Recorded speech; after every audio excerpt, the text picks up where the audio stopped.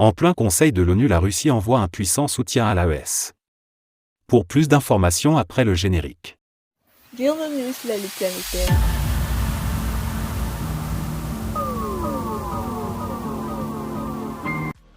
Mais tout d'abord, avant de commencer, n'oubliez pas de vous abonner et activer la cloche de notification, car cela vous permettra de ne plus manquer les prochaines vidéos. Let's go!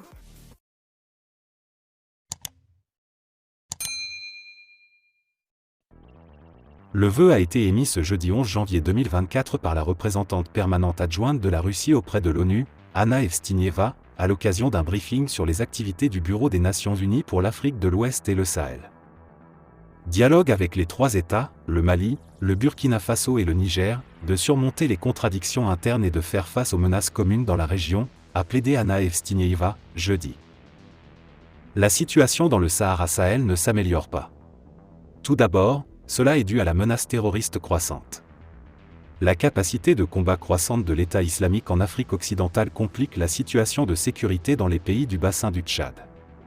La situation demeure tendue au nord-est du Nigeria, ainsi qu'au Tchad, où les autorités doivent non seulement s'attaquer au problème de la lutte contre les djihadistes, mais aussi aux nombreux réfugiés du Soudan voisin et à leurs propres problèmes internes.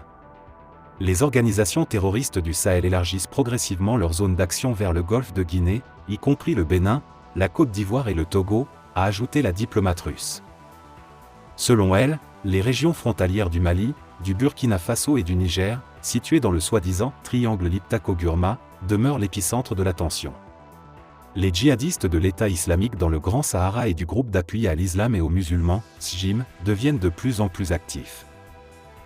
Nous espérons que la levée de l'interdiction de voyager de la CEDEAO aux autorités des États sahéliens facilitera la coopération tant attendue dans la région sans recours à des ultimatums et à des sanctions. Nous sommes particulièrement préoccupés par la situation humanitaire au Niger. Nous pensons que le rétablissement des liens économiques est important tant pour la population du pays lui-même que pour ses voisins de la région, a-t-elle espéré.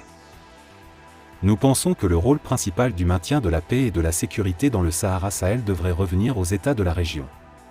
Dans ce contexte, nous pensons que les autorités du Mali, du Burkina Faso et du Niger ont fait la bonne chose lorsqu'elles ont adopté une voie vers une intégration globale, dont un élément important a été la conclusion d'un accord sur les engagements de sécurité mutuelle par ces États le 16 septembre 2023, a indiqué la diplomate russe.